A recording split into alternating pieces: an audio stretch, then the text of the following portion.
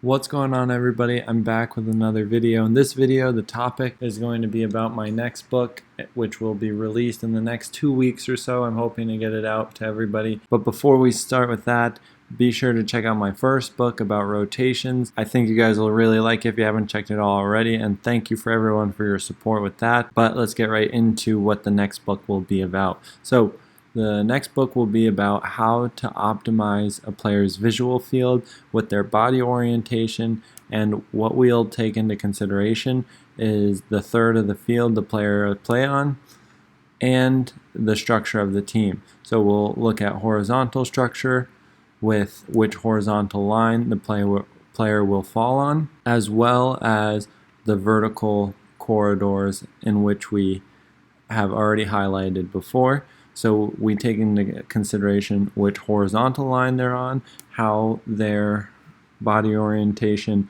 and then the use of their visual field changes to then become most optimal. And the next thing we talk about is a little bit about scanning and a few different things, because a lot of times in this day and age of coaching, people say things like pass and move, but they don't give you context on where to pass or where to move. And then another thing is with scanning. They always say check your shoulder, but they don't give you any context.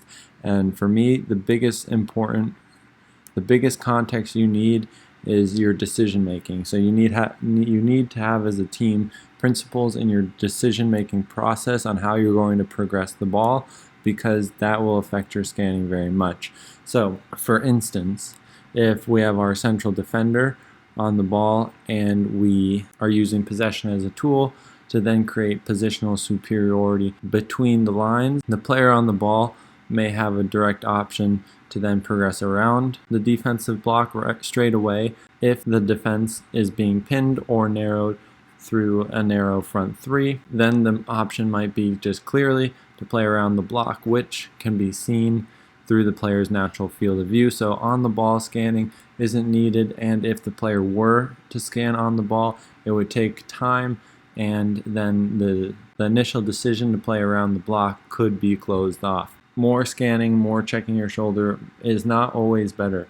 Now there's always opportunity to get better at this skill, which 100% every player should start from a young age, get better at scanning and spatial awareness and understanding the space around them. But in certain situations, it's not always beneficial to scan all the little details. And we highlight in this book the different areas of a player's field of view. So we have our focus point is about 15 degrees in the center, and then 15 degrees to the either side of that. We refer to this as our primary vision, which is still, we can see details, but starting to get a little less clear. And then our both eye peripheral vision is the next one, and we cut it off there. We don't really look at single eye peripherals, even though it has a big place in the game. Felt it was much easier to top it off here and use this in the form of the game just for some of the diagrams and for the theoretical part of it.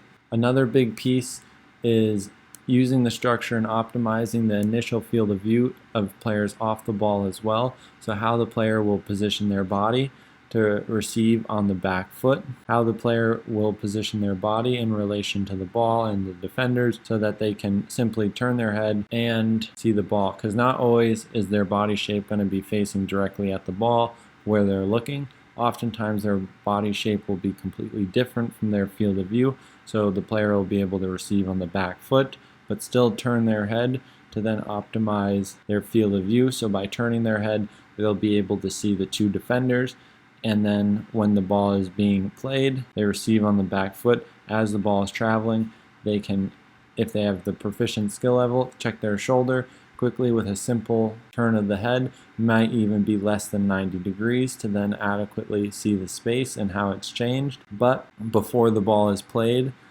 the player should be checking their shoulder before the ball is played at the very least. And then while the ball is being played, the initial contact, the player's eye and field of view should be on the ball so they can see the initial pass. When they've then determined the flight of the pass, then this is when the player can check the space that they're going to receive into to make sure it's still available, at which time we look at the reaction time of players and the speed of passes to make sure that this is even possible to make decisions off the space you're seeing. Because a lot of times people don't realize that if this pass takes about 1 second and we take into consideration the 0.2 seconds it takes or 0.1 second it takes to turn your head to look at the space, then the 0.2 or 0.3 seconds it takes to then make a decision, then look back at the ball, the 0.1 seconds. We want to make sure we have enough time as human beings to be able to perceive the space in behind. If we check our shoulder when the ball is played very quickly, we check the shoulder, make sure we have enough time to perceive the space, make a decision about it while still keeping our eye on the ball. So it does take a very high level player to do such a thing, and in some situations, like if you have a player pinning, maybe a preliminary scan before the offensive action may be enough. So these are all situations we look at in the next book, and we get really in depth with it. And then the most important piece of the book we look at towards the end of the book. We'll look at training exercises individuals can do to improve their field of view, their clarity they have by just their natural field of view, their scanning, so the information they can take, and we focus on this in an individual setting as well as a team setting.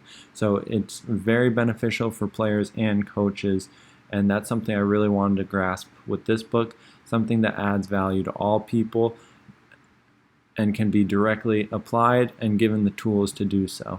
So I hope everyone decides to check it out. I hope you guys share it with your friends. The support from the last book has been great, and that's why I wanted to produce something even better for this book for everybody. So if you haven't already, like and subscribe to the channel to get updates about it, and I'll see you in the next one.